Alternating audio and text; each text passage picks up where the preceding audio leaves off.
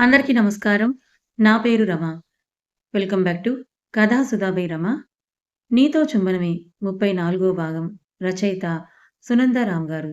మరి దివాకర్‌కి నయమవుతుందని చెప్పిన ఆ ఫిజియోథెరపిస్ట్ మాటలు నిజమవుతాయా?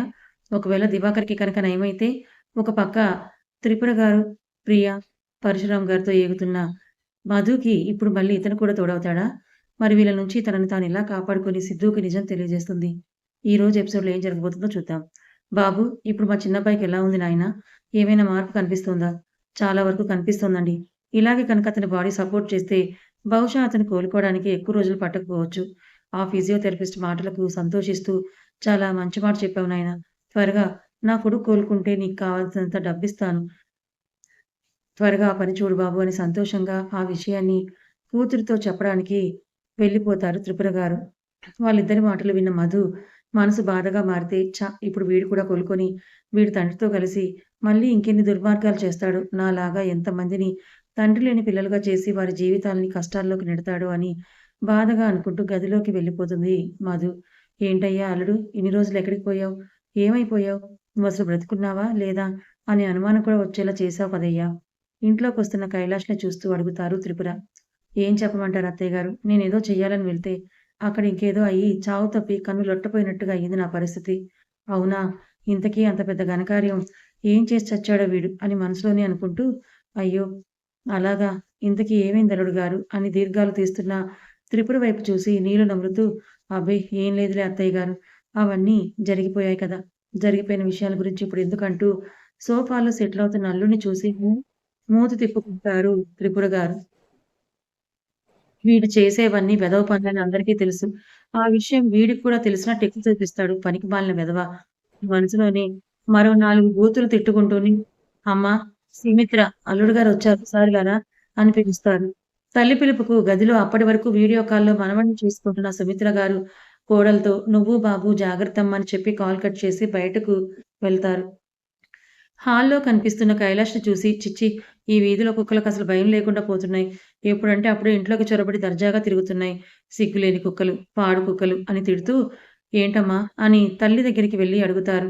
సుమిత్ర అన్న మాటలని తన్నే అని అర్థం అవుతున్నా చేతిలో చిల్లి గవ్వ లేకపోవడంతో చచ్చినట్టుగా ఏమీ చేయలేక భార్య మీద కోపం వస్తున్నా కూడా ఏమీ అనకుండా అలాగే ఉండిపోతాడు కైలాష్. అమ్మా! అల్లుడు గారు చాలా రోజుల తర్వాత ఇంటికొచ్చారు కదా! ఏం కావాలో చూసి కడుపు నిండా ఏదైనా పెట్టమ్మా అని చెప్పి లేచి వెళ్ళబోతూ, అల్లుడు గారు అసలు మొహమాట పడకుండా, సిగ్గు లేకుండా, అదే సిగ్గు పడకుండా తినండి అని చెప్పి కూతురి మాటలకి అల్లుడు మొఖం మాడిపోవడం చూసి నవ్వుకుంటూ వెళ్ళిపోతారావిడ. అత్తగారు అటు వెళ్ళడమే ఆలస్యం. సుమిత్ర గారి దగ్గరికొచ్చి ఆవిడ చెయ్యి పట్టుకొని, ఏంటే ఇందాక నుంచి చూస్తున్నాను. భర్తననే గౌరవం కూడా లేకుండా నోటికొచ్చినట్టు కూస్తున్నావు. కైలాష్ చెయ్యి విదిలించి కొట్టి, భర్తనా? నువ్వా? ఎవరికి? ఎప్పుడయ్యావు? సిగ్గు లేదా ఆ మాట చెప్పుకోడానికి? మెడలో తాళి కట్టి, పక్కలో పడుకొని కోరిక తీర్చుకుంటే మొగుడివైపోతావా? నీ కోరిక తీర్చుకున్న తర్వాత పుట్టే పిల్లల కనీస అవసరాలు కూడా తీర్చకుండా జులాయిగా తిరిగితే అవుతాడా మొగుడు? అని కోపంగా చెప్తున్న సుమిత్ర గారి మీదికి చెయ్యి లేపుతాడు కైలాష్. అతని చెయ్యి ఆమె చెంపని తాకక ముందే గాల్లో ఆగిపోతుంది. ఎవరా అని పక్కకు చూసిన కైలాష్‌కి అక్కడ మధు కనిపించడంతో ఉలిక్కిపడి వెనక్కు జరుగుతాడు భయంగా చూస్తూ. ఆడవాళ్ళ మీద చెయ్యి చేసుకోవాలనుకున్న మీరు ఒక మగాడేనా? ఓ తండ్రేనా? అసలు మనిషేనా? అని కోపంగా అడుగుతూ, పిన్నిగారు మిమ్మల్ని అన్న మాటల్లో తప్పేముందని ఆవిడ మీదకి చెయ్యి లేపారు. నీకసలు బాధ్యత లేదు. కుటుంబం పట్ల ప్రేమ లేదు. మీరు చేస్తున్న పనులకి పిన్నిగారు మిమ్మల్ని కొట్టలేదు సంతోషించండని కోపంగా అంటున్న మధు చెంప పగులుతుంది త్రిపుర చేతిలో. ఏంటే నిన్న కాక మొన్నొచ్చావు. అప్పుడే ఇంట్లో పెత్తనం చేయాలని చూస్తూ, నా అల్లుడిని నానా మాటలని మరోసారి ఇంటికి రానివ్వకుండా చేయాలని చూస్తున్నావా? అని కోపంగా అంటుంది త్రిపుర. అమ్మా! ఏం జరిగిందో తెలుసుకోకుండా మధు మీద చేయి చేసుకుంటావా? తల్లి మీద కోప్పడతారు సుమిత్ర గారు. సుమిత్ర నీకేం తెలీదు నువ్వు ఊరుకో.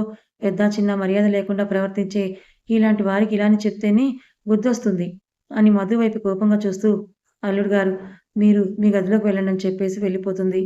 అమ్మా మధు నన్ను క్షమించమ్మా. నాకు బాధని అర్థం చేసుకొని నా కోసం మాట్లాడాలనుకున్న నీ మంచి మనసు మా అమ్మ లాంటి మూర్ఖులకి ఎప్పటికి అర్థం కాదని చెప్పేసి బాధగా అక్కడి నుంచి వెళ్ళిపోతుంది.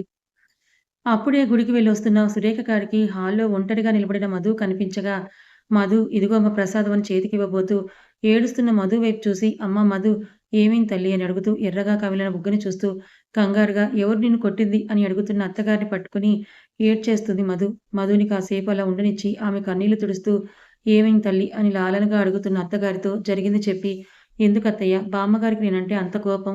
కూతురిని అంత ఇబ్బంది పెట్టిన అల్లుడికి అంత మర్యాద ఇస్తున్నప్పుడు కోడల్ని మాత్రం ఎందుకలా అవమానించాలని" బాధగా చెప్పేసి గదిలోకి వెళ్ళిపోతుంది మధు. మరి సిద్ధూకి మధుని కొట్టిన సంగతి తెలిస్తే త్రిపుర గారి పరిస్థితి ఏమవుతుంది?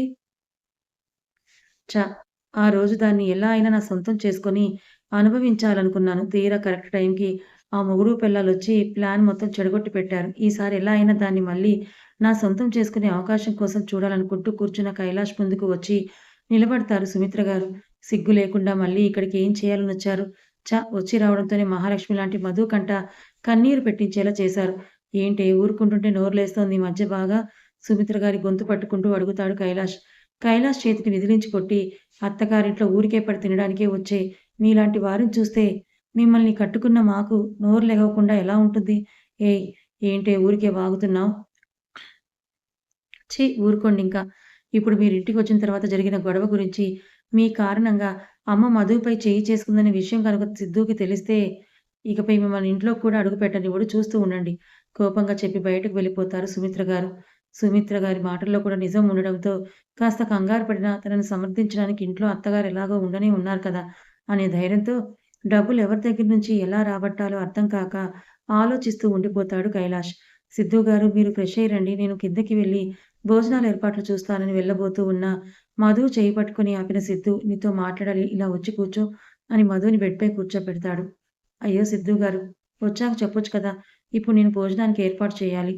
అందరూ వచ్చేస్తారు అని మరోసారి లేచి వెళ్ళబోతున్న మధుని ఈసారి ఏకంగా ఒడిలో కూర్చోబెట్టుకొని చుట్టూ చేతులు బిగిస్తాడు.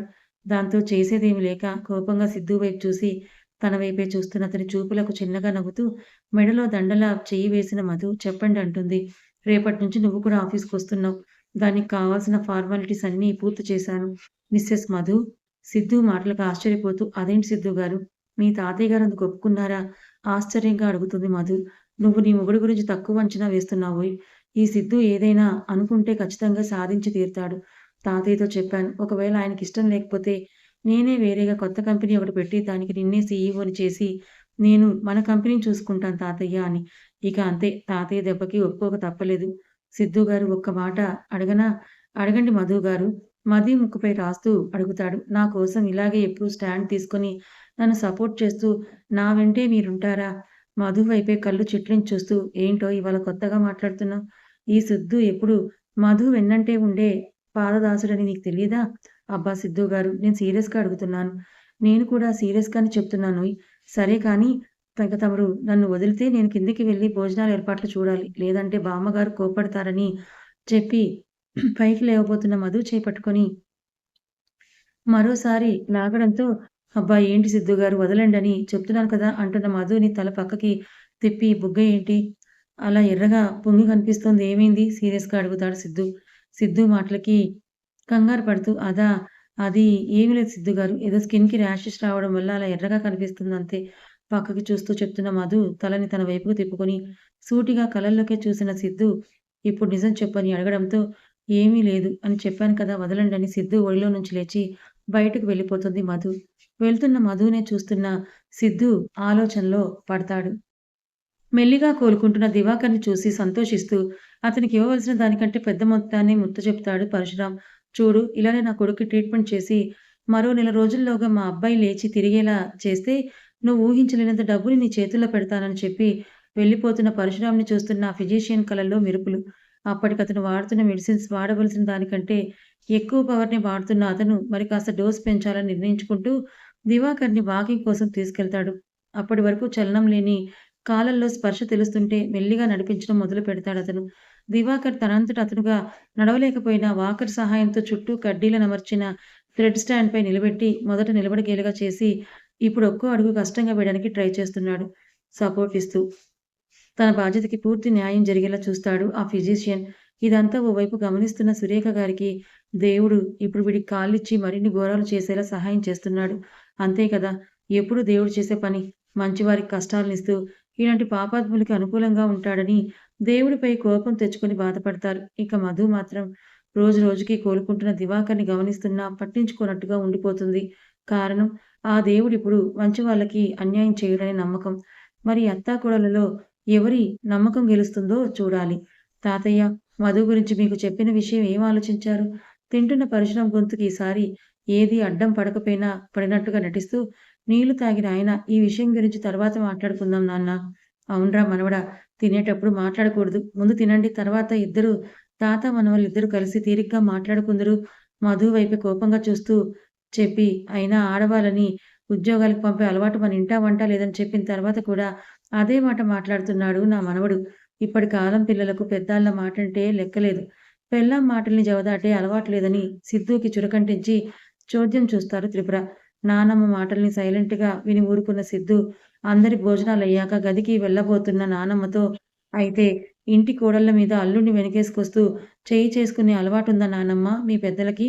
సిద్ధు మాటలకు గుటకలు మింగుతూ బెల్లం కొట్టిన రాయిలా అలాగే నిలబడిపోతుంది త్రిపుర. ఏంటి నాన్న నువ్వు మాట్లాడేది? మీ నాన్నమ్మ మధుని కొట్టిందా?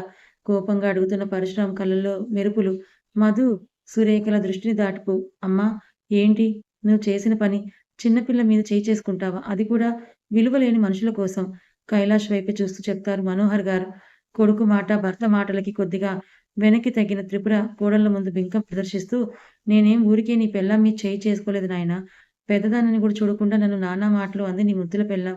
అందుకే కాస్త బుద్ధి చెప్పాలని అలా చేశాను. అయినా చిన్నవాళ్ళు తప్పు చేస్తుంటే అది తప్పు అని చెప్పడం కూడా తప్పని మాకు తెలీదులే మనవడా. మూతి తిప్పుతూ ధైర్యం నటిస్తుంది.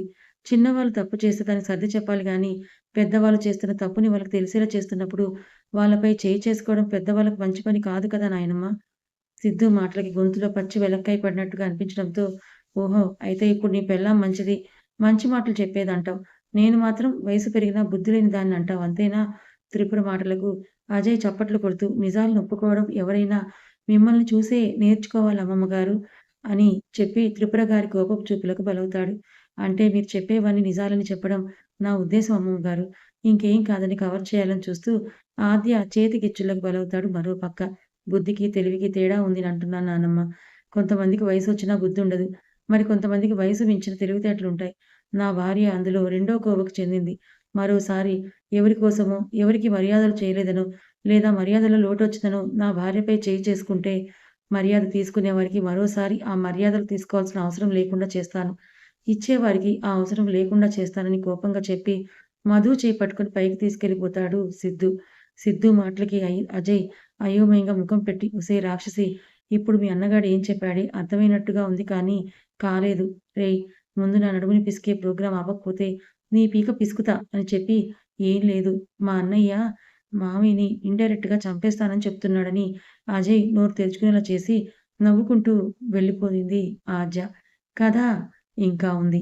మరి మధు చెప్పకపోయినా సిద్ధుకి నిజం ఎలా తెలిసిందంటారు? ఎవరు చెప్పుంటారు? మీరు ఎవరి ద్వారా ఈ నిజం తెలిసిందనుకుంటున్నారో గెస్ చేసి కామెంట్ చేయండి. కానీ భార్య పరువు కోసం, ప్రతిష్టం కోసం నిజంగా పాకులాడే సిద్ధు లాంటి భర్త చాలా గ్రేట్ కదా! మరి మధుని ఇంతలా వెనకేసుకొస్తున్న సిద్ధుని మధు నుంచి దూ సిద్ధు నుంచి మధుని దూరం చేయాలని వీళ్ళందరూ కలిసి కుట్ర పన్నారు కదా! దివాకర్ నిజంగానే బాగోలేనట్టు నటిస్తున్నాడా? లేదా నిజంగానే అతనికి బాగోలేదా? తర్వాత ఏం జరగబోతుందో తెలుసుకోవాలనుకుంటే ఛానల్‌ని ఫాలో అవ్వండి. కథ నచ్చితే లైక్ చేయండి. ఇలాంటి మరిన్ని మంచి కథల కోసం మన ఛానల్‌ని సబ్స్క్రైబ్ చేసుకోండి. Thank you so much.